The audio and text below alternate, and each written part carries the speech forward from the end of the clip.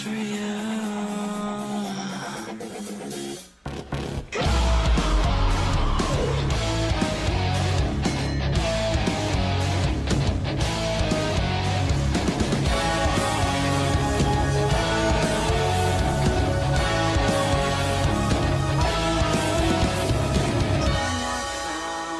The perfect way, you no longer exist, you're no longer in my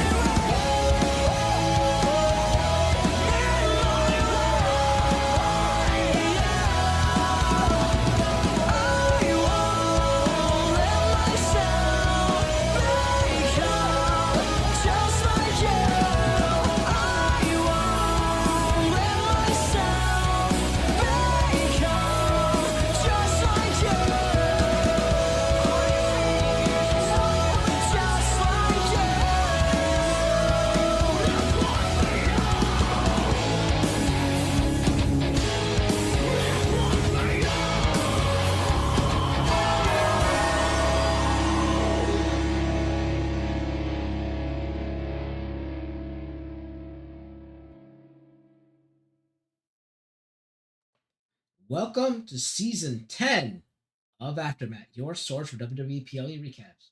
I am your host, the Secret Boss Cal, and alongside me, as always, I have my tag team partner, the EST Delisha.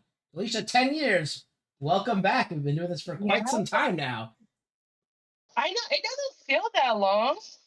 I know it doesn't, but time flies when you're having fun, I guess. And as they would say for Undertaker, he had a decade of destruction. We had a decade of discussion, I would say, of Oh, nice one. all things WWE, right? So yeah, like you said, I hadn't felt that long and all that, but yeah, we've been doing this for 10 years now. So I want to first of all thank MeiBDoodlin for our little 10-year aftermath logo. As you see in the chat part, that is made by MeiBDoodlin. So thank you so much for that. It's pretty cool. And as well as the new Backlash thumbnail too. She also did the background for that, so she'll be doing most of the thumbnails for us now, going forward for our backgrounds. So thank you to her for that. I also want to apologize. I also want to apologize for us not doing the season 9 Aftermath Awards. I know we had a lot of things going on. We were all pretty busy and stuff going on, so we couldn't do that. But we're back now and we're good. Like Alicia, I guess, is now working in the kitchen, as you can see, but she is back. I know she had mom things to do during that time. Will wasn't feeling 100%, and I had stuff to do with my dissertation and my manuscript. So I was had a lot of stress and anxiety at that time. So I didn't want to add more work to the plate. So we just put it off. But um, I don't know what would have won. Like we were very scarce on what we had, but I know for a fact SummerSlam would have won PLE of the year last year, because that was definitely, I think, we had a lot of weak PLEs, especially WrestleMania. I think SummerSlam was probably the best one we had in a while, and I was there, so I was lucky enough to, not just because I was there, but I think it was actually very good, because a lot of the matches were very good. I remember us talking about it throughout the year. That was the only PLE I think I gave an A grade to, which is pretty amazing. So that I think that's the only award I would. Superstar of the year, I don't know, that'd have been up in the air as well. But I think that's the only one I know for a fact. That's what it probably would have been. Probably newcomer would have been Ova Femi, I think. Yeah. And I don't know what else, but yeah. Trick, I think, or Trick, or was he already there? No. Was he nominated last year? I guess we'd have to look, but yeah, either Trick or Ova would have been. I think Trick would have been NXT during in the NXT. Oh yeah, maybe. Still, because he made his debut, I think, after last year's Mania. Right. All right. So this is season 10 premiere. Now, as you know, our seasons always kick off with the PLE following WrestleMania, and that's usually Backlash. So, looking at the card, what do you think about Backlash? Yeah, I wasn't exactly sure what we were going to be getting, especially after the mid Mania. And I am glad that we've gotten away from Backlash being a rehash of Mania feuds. It might come about in other ways, or because I guess Seth and Braun would kind of fit into that category, but there were some external circumstances on why that carried on past Mania injuries. But yeah, I wasn't sure what we would expect, and I don't know, going in the product itself hasn't been positive uh, some of that is behind the scenes things going on with them, but also just like overall just feeling of WWE by the fans at the moment. You kind of just feel like I don't know about you, but I just be feeling like iffy. Not because of the wrestlers themselves, but just because of the conversation surrounding the company. And you're just like this thing that I love is like doesn't feel so great if I'm making any sense. But I was optimistic just given the matches that were on the card because just five, right? Yeah, it's usually at five, as opposed to like when it's the big PLEs, like the 2 night ones, are usually more than five, obviously, but the single night ones are usually five. And I agree with you. Yeah, it feels like these outer workings, and some of these wrestlers have made it vocal during their promos about their parent company TKO getting involved and stuff like that. And a lot of people attribute like the kind of like the negative critique of WrestleMania being because mainly due to TKO and having all the commercials and all that, and not that much wrestling, and that kind of continued to this trend to this PLE. This PLE was only about like 2.5 hours long, but I think an hour and maybe 30 minutes of it was actual wrestling. So I guess that's a better thing. Whereas WrestleMania was like 4 hours long each night, and only an hour and 20 minutes was wrestling, from what I saw. This is definitely a huge increase percentage wise, but yeah, there are issues and there's stuff going on behind the scenes, and then we'll see. Only time will tell of how things will change and if the universe can actually make a change itself, like with their influence, whether not buying tickets or being vocal at the PLEs or live events or whatever it is. We got to see if that will make a difference. After me, the card, like I do feel like Io and Asuka and Braun and Seth Rollins probably would have been on the card on WrestleMania card. Like I do agree with you. Backlash is usually just a rehash of whatever we see from WrestleMania, but it was very refreshing to see that it wasn't at all. But I think Io, Asuka, and Braun and Seth should have been on the main card. I mean, on the WrestleMania card. But I think some like you said behind the scenes things happened, so they were not. But yeah, with that said, let's go into the first match of the evening, which was Seth Rollins versus Braun Breaker. Yeah, so this is our classic matchup of old guard versus new guard, especially within a faction where they kick out the leader and then the new leader feuds with the old leader. I forget when it started. Before the Rumble, I believe, or Yeah, not too long after the Rumble. it was like almost, wasn't this like almost immediately after SummerSlam? I think because like Braun Breaker attacked Seth Rollins right after he won the championship. Almost seemed like it's been a I while, don't. I know, but but both have because been injured. I feel like both have been alternating injuries, so they yeah, haven't but seen each other. Steph got injured first, and then Braun, and then even though he's not directly in the feud yet, Bronson Reed got injured, so that division faction kind of faltered for a bit. And then during the Gunther match with Seth, Braun made his return to continue that feud on. So the backlash match makes sense here. So it doesn't quite feel like a rehash as it probably could have been if they had a match at Mania. But we started right from the jump of Seth doing a couple suicide dives. Excuse me. Suicide dives onto Breaker and try to get to jump him and try to wear him down pretty quickly. But with Breaker, he is like literally the younger of the two, and I guess a little bit more fresher in the whole sustainability department for right now. He was struck back trying to overpower him, and I think for him it was a lot of trash talk going on from Breaker to Rollins. Basically the whole ideal. You're washed up. You're not the same anymore. He's quote unquote the big. Well, I guess the big dog was Roman's thing before, but you know what I mean. But I feel like the pretty much a lot of back and forth with the big spot being, or one that like we got shown them back on the highlight reel was Rollins did a like a superplex Falcon arrow, in which Breaker kind of like, or oh sorry Rollins rolled through it. I think he was going to hit him with another one. Maybe he was The trying to Falcon go Arrow. for. What did I say? Yeah, I think he did the superplex, and he was trying to go into a Falcon Arrow, but is that the one Oh, you're talking about? I thought I said that part. Sorry, I said it in my mind You said as I was super. You trying. did say superplex, but then you're like, I forgot what he was going into. So I was saying he was going into a Falcon Arrow. Oh, sorry. Yeah, but Braun was able to reverse it to do one of like his own, which is pretty cool. To kind of like take his move and use it against him, which is almost like a trademark of Seth as well when he like took the pedigree. I mean, that was for different circumstances, but it did happen. We did see Paul get involved a little bit, trying to like distract either Steph or the ref. But that didn't really come about too much. He was able to. I mean, he is the architect, and was the leader of this faction, so he knows all of the tricks that they would use. Because as we would also see Austin Theory and Logan Paul get involved, but Rollins would stave them off with a chair.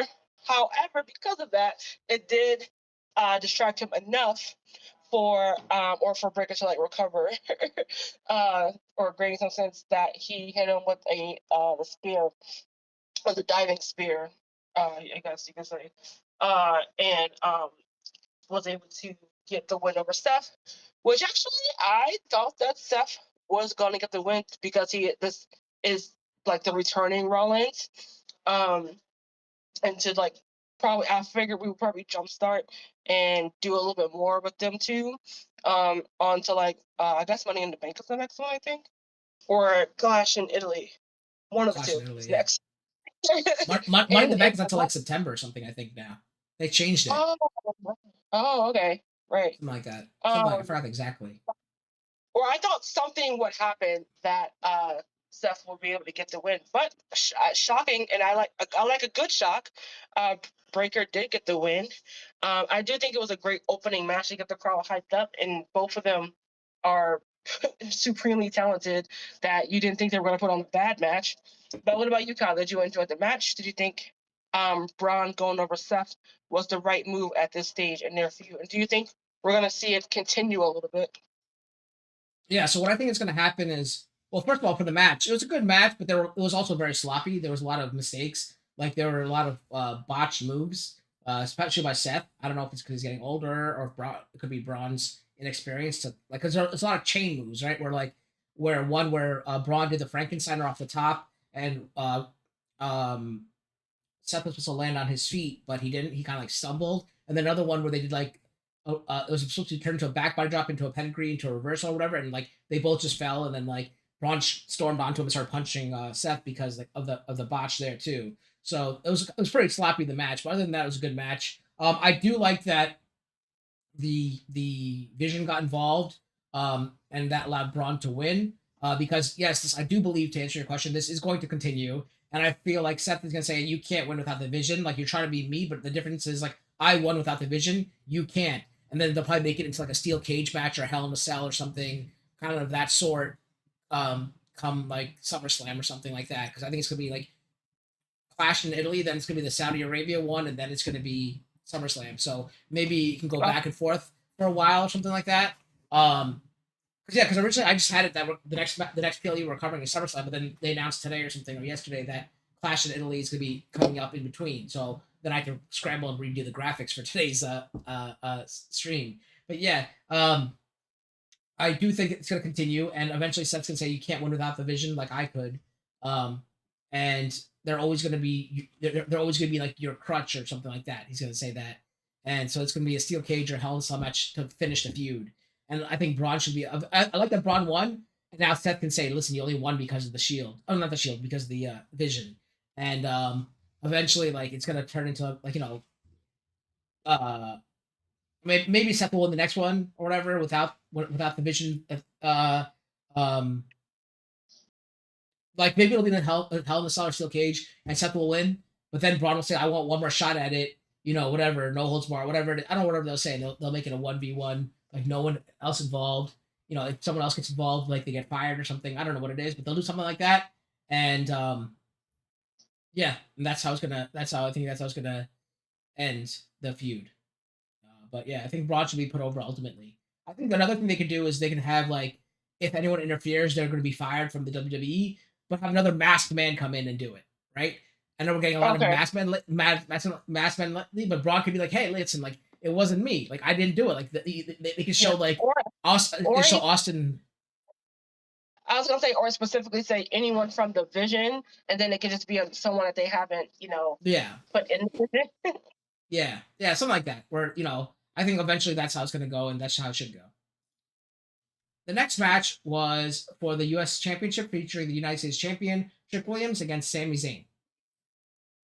Yeah, and this one is this one technically is a rehash, but it's over like a rematch clause. I know they don't really talk about that anymore, but of Sammy getting a rematch and I guess because Trick has also been doing like nefarious things as well, so it kind of like helped him get the rematch. But he also had again uh Lil, Lil Yachty with him this time, and I feel like in Mania he didn't get involved as much, but he got a little bit more involved in this match as he was just trying to distract the ref or cause distraction so that shenanigans could ensue. But it kind of also worked against Trick in some instances as well, as when he was distracted. Also got in the way with Trick. Sammy would, you know, technically, Sammy is the face in this situation. I mean, not by the crowd standards, but I was not aware. I supposed, wasn't even aware of that. I thought Trick was the yeah. face. No, technically, Trick is the heel, but the crowd said no. I think they're going to I think they're doing a slow burn switch of that because you just can't deny that the crowd is going to cheer for Trick no matter what. Um, but also they took that gingerbread cane. What's Yeah, cane, not gingerbread kiddo, right? That they took from the deceased gingerbread man. That will come into play in the match as well. With I think because I think Sammy hit Trick with it when during one of those interruption times. Much to the dismay of the crowd. Like I said, he's supposed to be the face, but he's also doing some heel-ish things. Where with Trick, he was supposed to be the heel. You just expect that. But Yachty did get his comeuppance because uh, he was. I think he hit Yachty with the cane, and then hit him with the haluva kick. I don't know why that one trips me up. Haluva kick on the outside, and since Yachty isn't a member of the actual match, it doesn't count as any DQ going on. But before that, I think he had hit Trick with a DDT, um, and then he got I think during that kerfuffle with Yachty, Trick rolled back into the ring. So when Sammy came back in, he hit him with I think it's called the trick shot. Yeah. I think that's what it's called. And then he was able to get the pin to retain the title. I thought it was just an okay match. It honestly could have been a SmackDown match, but I'm just glad to see Trick on the PLE getting all the shine. So I don't think it is, but I kind of want to be done with Sammy right now and then just move on. I mean, I guess someone else could come in and be like, Sammy, you lost, so you get to the back, I guess. But it was fine. It was still entertaining in and of itself, but as far as a PLE worthy match, I don't think it held up to those standards. But Trick is so charismatic and entertaining that I kind of didn't care. What about you? And I feel like you feel the same way with me. I think this was the right shot for Trick to still hang on to the title. Yeah, to be honest, I didn't really watch the match. I was too busy. I forgot what I was doing. I was busy doing something. I think I was making a reservation or something. I don't know. I was too busy, and I remember when I came back, I saw that I guess it was you said Lil Yachty hit let's say Seth Rollins, Sami Zayn with the cane, and then the Trick won. I saw that. So I think I didn't really get to watch the match, but I do agree that Trick Williams should be champion. The crowd loves him at the moment. Keep it that way. Sami Zayn used to be that guy, so it shows how fickle the fans are when it comes to that. Remember when Sami Zayn won, they were so behind him, and now he even said I remember one of his like his promos. I don't even really watch them any promos, but like I remember him saying like, "What did I do? Like, why are you guys booing me? Like I used to be your guys' favorite. Now why am I getting booed by you guys?" So that makes a lot of sense. I like that. I would like to see a maybe a match where not a match, but like a segment like to end it all where Sammy comes out and goes like, I had blood and I sweat for you and you guys like cheered me so much and now you're booing me. Why? Why are you booing me? Like, just like you did before, but like, now hammer it in and talk about how fickle the fans are. And you can kind of see like the heel turn there. And then Trick comes out and says like, listen, man, like they just don't love you anymore. You were a past thing. You're old news. Now I'm the new thing. And then my back turns Trick into a face kind of thing. And like Sammy turns heel. And then they could just part ways. I don't know if they can part ways or they'll do something else, but I think Sammy is taking some time off, so they can have maybe a beatdown. I don't know what they'll do, but they'll do something. Just get him out the back burner and then have him come back at like SummerSlam or something, and have the fans cheer him again if they want him to be a face or whatever they want to do with him. But yeah, I feel like that's what they need to do with him. But yeah, it's cool. Trick won. I think the fans like Trick a lot. I'm still Trick is yet to grow on me. I really would rather have seen Carmelo Hayes in this role and see him doing better because he was really hot at the moment. And then all of a sudden they took the belt off him. I think that's why the fans turned against Sammy because they really want to see Carmelo versus Trick. And that would have been awesome, but I'd rather see Carmelo hold to the belt a little bit longer and have Trick chase. Because Carmelo could be that great heel like he was in NXT and have Trick chase like he did. They're gonna have a whole thing like, you're still second fiddle to me, Trick, like you were in NXT and now you're in the big leagues and you haven't got to that level yet that I'm on. And have him keep chasing. And or maybe they'll just flip the script and they'll make it the other way around where Trick will say, hey, I surpassed you, Carmelo, and that'll be the new feud, right? Carmelo will be the one chasing Trick if they want to keep him a heel and Carmelo a face. So they can work it either way. Yep, I agree. The next match was, I don't know if they have a tag team name yet, but The Miz and Kit Wilson. Is it Kip or Kit? K-I-T or K-I-P? K-I-T? K-I-T. Yep. Yeah, Kit Wilson against Danhausen and a mystery partner. And then Michael Cole or somebody teased that Danhausen's partner really likes money. Welcome, Randall. How are you doing? Thank you for joining us. And obviously we know Danhausen really likes money, so he couldn't find his own teammate. So he cloned himself, and his clone didn't work out. So a dwarf came out, or Minihausen came out. Apparently, Minihausen was played by the guy who used to play El Torito back in the day. The guy who used to feud with Doink and Dink and Hornswoggle. So that was him.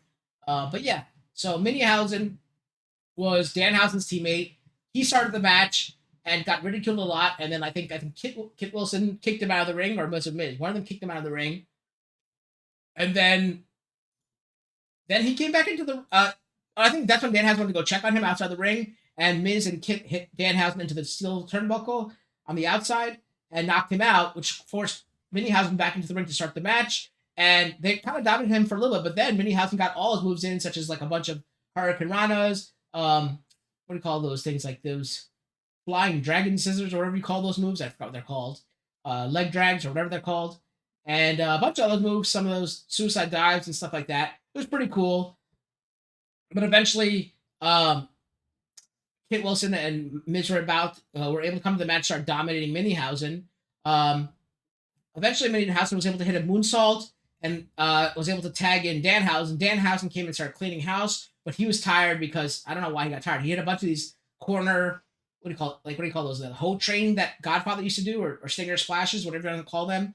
But he got tired, and then Miz and Kit Wilson came back and fired back and threw Danhausen to the corner, which allowed Minihausen to tag himself in for some reason.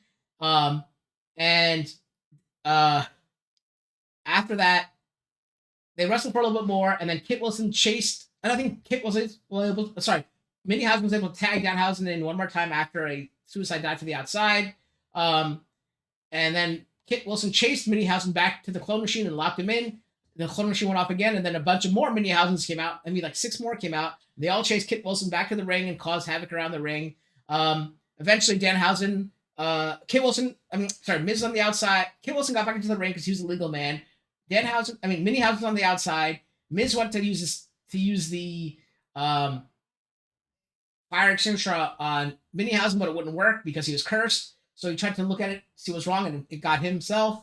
that distracted Kit Wilson, which allowed Danhausen to hit the pump kick, as it's called, and get the 1-2-3 on the Miz to win the match. So yeah, it was just really confusing with Minihausen, Danhausen, and all that kind of stuff. But it was a fun match. And that that's what that's what you expect for um this kind of Danhausen match, because he is pretty much a gimmick. So to see that happen and see him, I guess it was pretty fun. What you think, Delisha? Yeah, I thought it was pretty fun. As of now, like, of course, even with the fans, like, Danhausen can do no wrong. He is really like taking over the fans, like, heart, so to speak. Despite the no pun intended, backlash he got for his initial debut, I think on a Saturday Night Live, I think. But he's so hilarious the way he's able to like time his humor, and especially like in the backstage segments is, I think, is just really fun. And yeah, we need a little silly every now and then. Wrestling was never actually intended to be serious if you think about its origin, but it's nice to have the levity of like a Steph and Braun with some lightheartedness of like Miz and Kit and Danhausen, and I just thought it was fun. Yeah, and not to mention, I think he's like, if not for Roman Reigns, and I think recently he was actually the second most high selling merchandise at was it WrestleMania or something. So that's pretty impressive. With like Yeah. people like Cody and Roman Reigns and CM Punk, he was the second highest selling, which is great to see. I do like his new shirt. I'm not really sold on Danhausen yet. He is quite funny, but I'm not. I prefer an R-Truth kind of humor. I like R-Truth better. Them as a tag team or whatever they can be, I think that would be great to see R-Truth and Danhausen together as a team, especially a comedic team. But I think I like his new shirt with all the mini houses around, and has Danhausen back. So I might get that when it gets on sale. But I did say that, like, if I do finish my PhD, I'm going to get myself a championship belt or two. So wait for them to go on sale for a good price. I know they're on sale for 25% off this past Backlash, but that's not enough, man, because it's so ridiculously expensive. So I gotta wait for a better sale. But that brings us to our next match, which was Io Sky versus Asuka in a very hard hitting match. I think this was like they were trying to let all their frustration out, because this feud's been going on for a while. It also involved Kairi Sane. Unfortunately, Kairi Sane was let go. But yeah, this is a great feud, because these two have real history together and all that. So this was a very hard hitting feud. Unfortunately, throughout the match, there was a lot of botches, and I didn't like that. I noticed the botches more than I noticed the high spots in the match. The one high spot I did notice was a strong style that I saw. There was a lot of hard kicks that were, they normally slap their thigh or whatever, just so you could hear the kick. I was like making a comment saying, "Hey, they're not even slapping their thigh for these hard kicks. This is crazy," and that was great to see, because that was like real strong style, like real hard kicks, and that was great to see. But it was a good match, back and forth. A lot of striking, like I said, that they became more and more brutal throughout the match. Mostly with Asuka coming out strong and beating up Io Sky in the beginning of the match. Obviously, Io Sky was able to come back towards it, but then they both collapsed because they were gaining. So like it was a real beating both of them were taking. Like it was pretty rough. So then the crowd got back into it and started like what do you call it? They got like Io Sky back in to the match, because like the crowd just started going crazy for both of them. Io hit like a missile drop kick and then hit the bullet train attack, but it was unable to get the pin. Asuka then got back up and tried to lay the Asuka lock, which kind of like botchy in my opinion. It didn't look clean, so that she turned into an armbar after that, and then they started going back and forth and hitting each other once again, really, really, really hard, like, which I love seeing, which is the best part of the match, seeing them really go at it, and like they left everything out there, like, so despite the botches, like, it was a really hard fought, like, our heart is on the table match, like, we're putting everything out there, we're not holding anything back, and that was amazing to see out of the two. They finally fought to the announcer table. They started punching each other back on the announcer table. Asuka hit Io really high, enough to like make her face turn sideways and go down to her knee. And as she got up, Asuka was ready to spray Io Sky in the face with a mist, but Io had it ready with I think Wade Barrett's notes or something ready, and held it up. So the mist hit the notes, and then they both back got into the ring, and Asuka put another Asuka lock on, but Io Sky turned it into like a pin, but Asuka kicked out of it. Then I think Io hit another, it was like a knee or something. I forgot what it was, but she hit some, or was it like a catapult? I forgot what they call those, like those like shotgun drop kicks where it hits Asuka in the chest. She bounced off and like fell to the side, fell to the floor in a perfect range of the moonsault. So then Io got to the top rope, did the over the moonsault, and got the pin, the 1, 2, 3. After the match, Asuka got up and they looked at each other for a while and they finally hugged. Like Asuka was crying and then Io started tearing up and they cried, they shook hands, they hugged, and then kind of like they raised each other's hands, and I think Io's trying to help Asuka out of the ring, but Asuka rolled her to the bottom rope, so you can't really help her out of the ring there. And then Asuka was like waving goodbye, so this might be the end for Asuka. Reports are saying she's semi-retired, but I don't know what that means. And that's pretty much it. What'd you think, Felicia? Yeah, I thought this was a really great match, and it just, I mean, it showcased what they could do when they let them loose, especially Asuka, especially when she doesn't have to like, super like power down herself when facing other like female opponents. It is unfortunate that they let them do that because she's whatever semi-retired or whatever. We don't really know because no, she or W hasn't come out and right said it. But it's just a shame that that's how we get her to. I mean, that's how they get her to write that match like that way.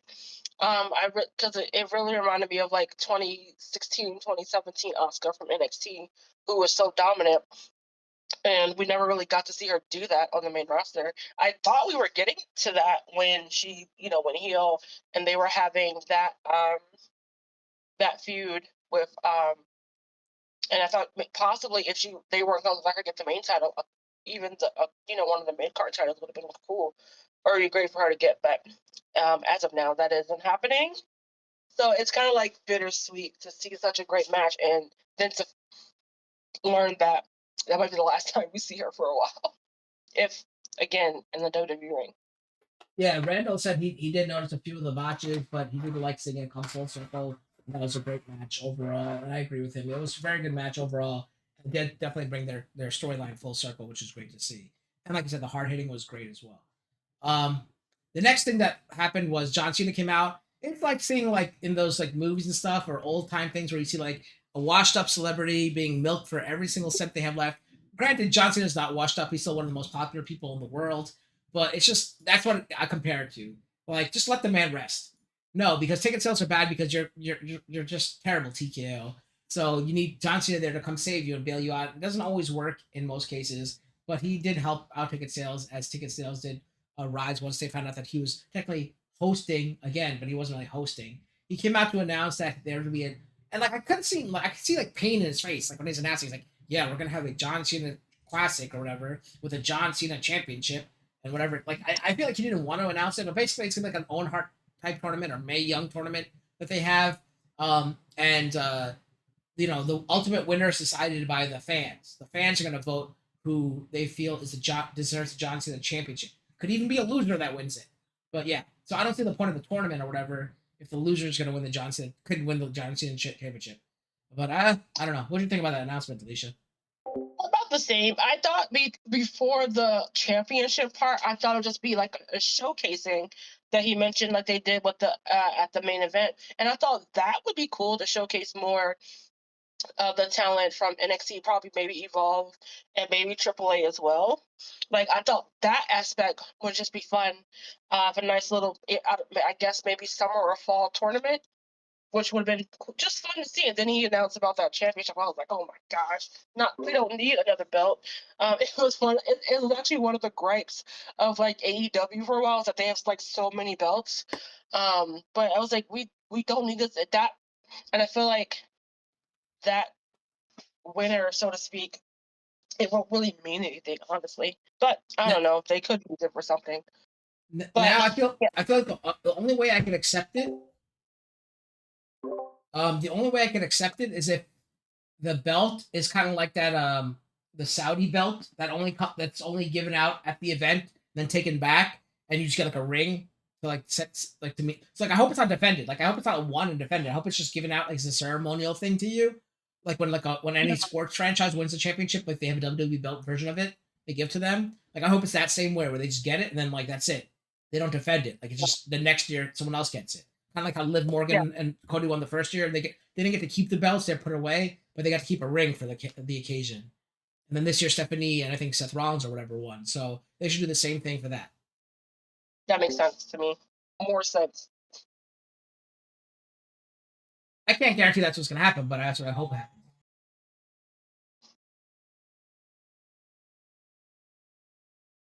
Yeah, sorry, I was muted because I was vacuuming. Okay, that brings us to the final match of the evening. For the WWE champ. No, sorry, this is the World Championship, featuring World Champion Roman Reigns against his own cousin Jacob Fatu.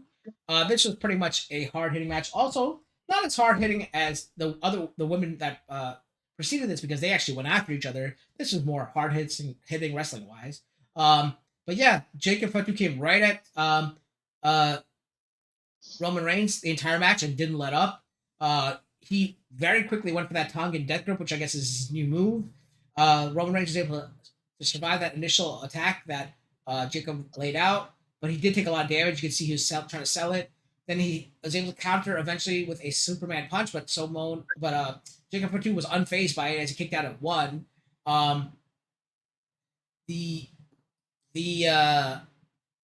Roman Reigns then was able to hit a second one, but Fatu kicked out once again. He did not stay down. He went he took Roman to the outside, powerbombed him through the table, and then it took a little too long for him to get back into the ring. That allowed Roman Reigns to kind of come back into the match and hit a spear. The spear was not that good, and he went for another spear, but that was countered by a pop-up Samoan drop, and then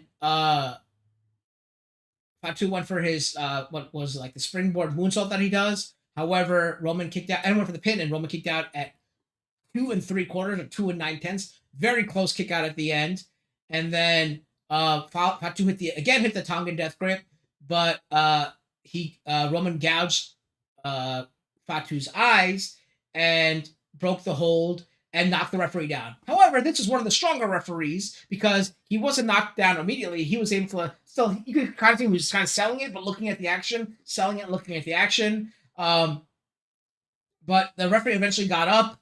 I think that's when Jacob went for another Tongan death grip, and Roman brought it into the other corner, away from the referee this time, and ripped the turnbuckle cover off.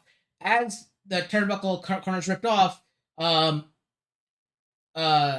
referee tried to go put it back on, but the action came back towards him, and Roman hit Jacob's head into that open, exposed turnbuckle, hit another spear on him, and that allowed the match. That allowed Roman to get the win from that. A few seconds later, though, Jacob Fatu was able to get up, put another Tongan death grip on Roman Reigns, as well as hit a pop-up Samoan drop on the referee that tried to stop him from, attacking Roman Reigns. But he pretty much destroyed Roman Reigns because I think, they got to keep Roman Reigns off TV for a little bit. I think. Unfortunately, I think he's going to be on Raw today. So I don't know if that works for the storyline wise, because I think that was supposed to knock him out, but he'll be on Raw today. So go figure. I think that was just because there's talk behind the scenes that Roman Reigns is going to be not happy with his contract or whatever they're trying to do with him, with TKO's doing to him. So they weren't sure if he'd be off TV or not this coming Monday today. They didn't know if he was gonna be off TV today or not. So I guess they just did that just in case Roman would be off TV today, I think. But what do you think, Delisha? Yeah, so many close calls. It's actually funny. I had my younger cousin over, just so happened over that night, and even she was watching it. I don't think she's watching wrestling today in her life, but I think she got hooked in from the Asuka and Io match, and she just stayed downstairs with me watching. And I don't know how she chose Roman as the one she wanted to root for. Maybe from the promo package, I don't know. But every time there was a count up and then he kicked out, it was just really fun to see. So I don't know, maybe we created a new wrestling fan that weekend. but but yeah, the match itself was I feel like it was pretty good. I think because I just felt like there was just no way um uh Jacob was winning, so I just like we kind of know where this is going, but I would like to see how we get there. And I think we got there as best as we could and also still making Jacob look strong at the end there. And it also in the event that Roman would not be available, it would be a valid excuse. But we also did show that this is not over. So, do you think that this might be a build up for, or would SummerSlam be too long for him to Well, actually take the title off of Roman? I think it'll have to be happen at SummerSlam because they have this quality of match at SummerSlam. Uh, so I don't know how they're gonna push it off the next 2 months. Maybe they can injure him or something. Maybe injure Roman. Like today's supposed to be that ceremony for like the acknowledgement. So he's not gonna acknowledge him. He's gonna just, like put him into the hospital, I guess, for 2 months, and then they have the match at SummerSlam. And then if Jacob beats Roman at SummerSlam, that's gonna be like, can he do what Jey Uso couldn't do? Right? Like they put that, like if you watch the behind the scenes unscripted whatever it's called for NXT for WWE on Netflix, like when Triple H told Jey Uso, "You're gonna win the Royal Rumble tonight, and then I'm gonna strap a rocket to your back. Are you ready?" And Jey Uso was like, "Yeah." Unfortunately for him, it didn't really pan out. Right? The crowd didn't get behind him. I mean, they were, but like it just wasn't like he couldn't hold it. Like it wasn't like drawing ticket sales or anything like that. He wasn't that guy. Yeah. Can Jacob be Yeah. that guy if he wins the SummerSlam? If not, it's gonna go right back to the reason they put it on Roman now is because they wanted that tickets. What happened to CM Punk? I don't even know. I haven't seen CM Punk in forever, so I wonder what's going on with him. Yeah, I think Punk did say he had to reevaluate some things and go back at it because he did allude that he's not done going after titles. It might just not be the one that Roman is holding right Yeah, now. it might be for Cody's. Yeah, okay, all right. Well, that brings us to our final thoughts. Talisha, we'll start with you. Your low point, your high point, your overall grade. Um, I I don't know. I don't know. I mean, it's nitpicky, but I would say the low point, I guess, maybe the constant interference from Yachty in the Trick and Sammy match. If I had to give the low point, that would also be like the lowest graded match, but not in terms of like quality, just in terms of the others that we had. High point, I definitely give it to Asuka and Io.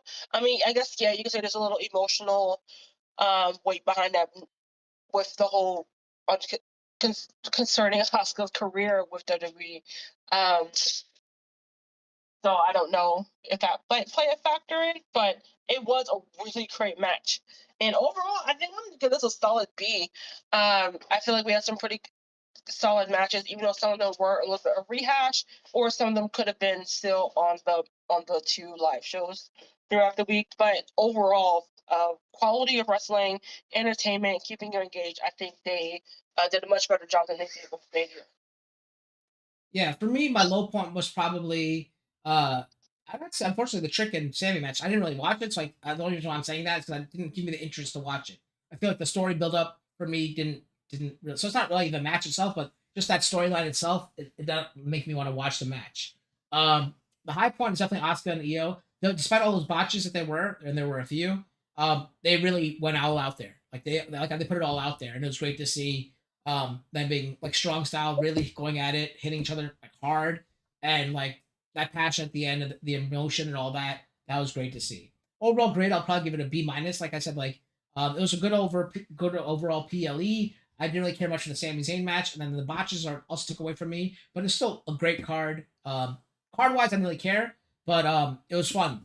I went in not caring, but like when I come out of it, I was like, oh, this is pretty good. This is pretty good. This is pretty good. So I'm gonna give it a B minus. I thought it was good.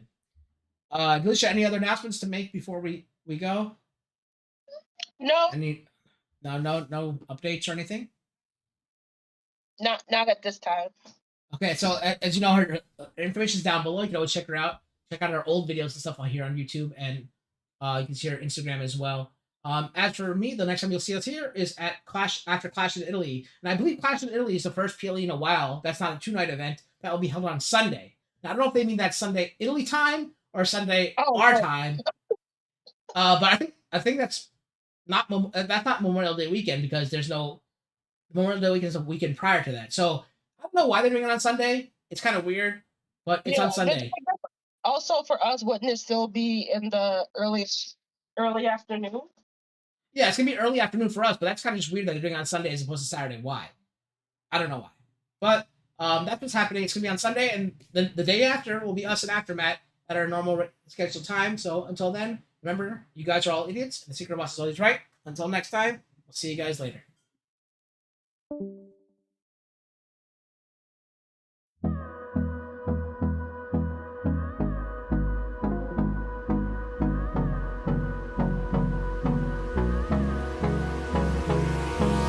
Hold me close till I get up. Time is barely on our side. I don't wanna waste what's left. The storms we chase are leading us, and love is all we'll ever trust. Yeah, no, I don't wanna waste what's left. And on we'll go, through the wastelands, through the highways, till my shadow turns to sun rays. And on we'll go, through the wastelands, through the highways, and on we'll go.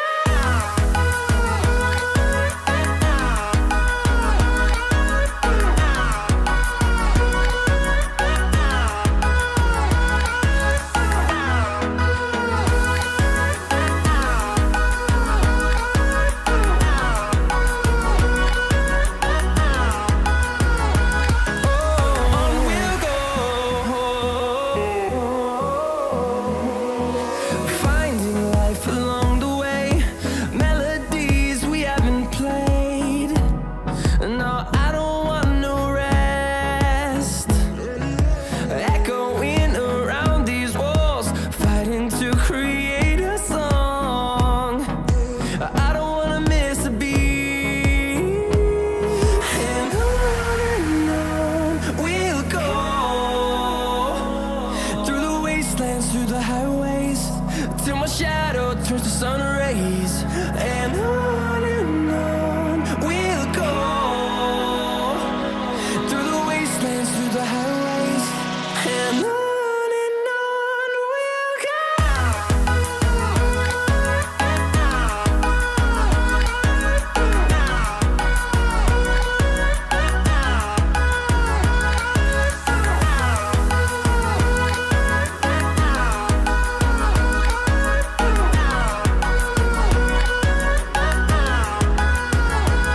And we'll grow in number, fueled by them to see the